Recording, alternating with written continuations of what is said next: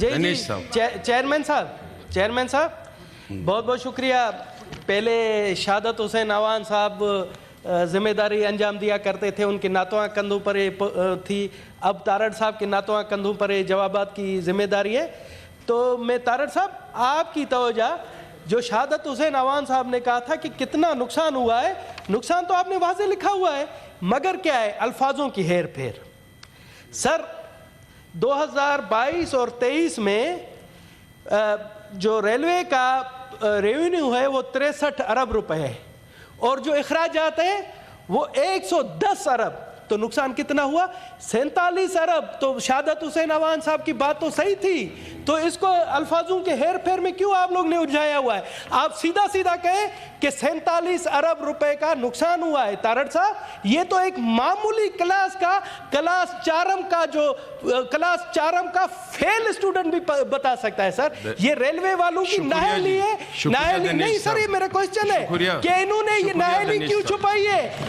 میں چاہتا ہوں تارڑ صاحب یہ بتائیں کہ جب آپ کہہ رہے ہیں 63 ارب روپے کی ان کی انکم ہے اور خرچہ ہے 110 ارب ہے, تو نقصان کتنا ہوا؟ یہ تو سیدھا جواب ہے سر. تو پلیز آپ یہ اس پر بتائیں. مگن تھے, یہ بات میں نے ابتدائیے میں بیان کی تھی اور لکھ کے دی ہوئی ہے.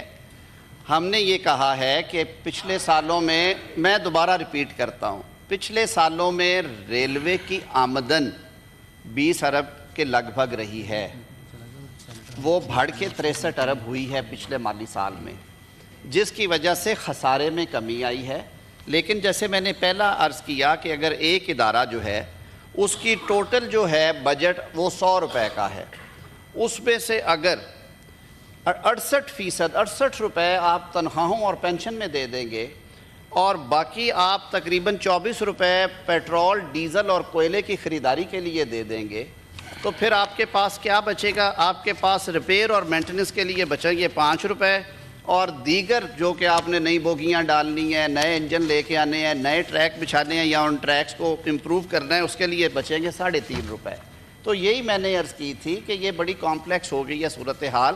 سب سے جو بڑا بوجھ ہے پاکستان ریلوے پہ ہمارا قومی ادارہ ہے. اسی لیے ہم کہتے ہیں کہ حکومت کاروبار نہ کریں سر. جو پرائیویٹ انٹرپرینورز ہیں, جے ویز کے ساتھ چل رہی ہیں چیزیں دنیا کے, اب میں برٹش ریل سے بہتر نظام کہیں پہ نہیں دیکھا ہم نے. واقعتاً آپ دیکھیں گھڑیاں درست کرتے ہیں ہم.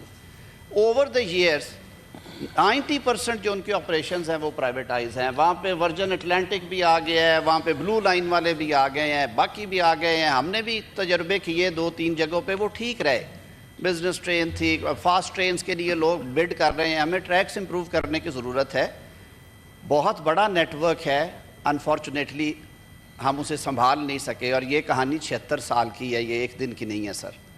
1947 سے لے کے آج تک ہم نے کتنے کلومیٹر اضافے کیے, یہ تکلیف دہ بات ہے. تو میں نے تو یہ سارا لکھ کے سامنے رکھا ہے آپ کے کہ یہ وہ بریک ڈاؤن ہے. صرف ایک آپ کو بتایا کہ ریلوے پہ جب پریشر آیا تو انہوں نے اپنی آمدن بڑھانے کے لیے اپنے آپریشنز کی انکم کو 19 ارب سے بڑھا کے وہ لے گئے اس کو 60-62 ارب پہ. وہ ایک اچھی چیز ہے اور اس پہ انہیں کم از کم اپریشیٹ کر دے. اب ان کے اخراجات میں کمی کیسے آنی ہے وہ بھی اپنا کام اس پہ کر رہے ہیں. آپ معزز ایوان کی جو کمیٹی میں بریفنگ میں آئے گی, آپ اچھی تجاویز دیں, یہ سمجھ کے دیں کہ یہ ہمارا قومی ادارہ ہے. ہم سب نے اس کو بہتر کرنے کے لیے, پاکستانی عوام کی سروسز بہتر کرنے کے لیے اچھی تجاویز دینی ہے. میری دعا ہے کہ یہ ادارہ ترقی کرے. یہ غریب آدمی کی سواری ہے. بہت شکریہ. یہ چونکہ یہ محسن صاحب یہ چونکہ یہ ریفر ہو گیا ہے کمیٹی میں, اور انشاءاللہ اس جو کمیٹی ہوگی اس میں ڈاکٹر ہمایون صاحب اور دنیش صاحب ان کے ممبر ہوں گے. آپ جو ہے ابھی جو ہے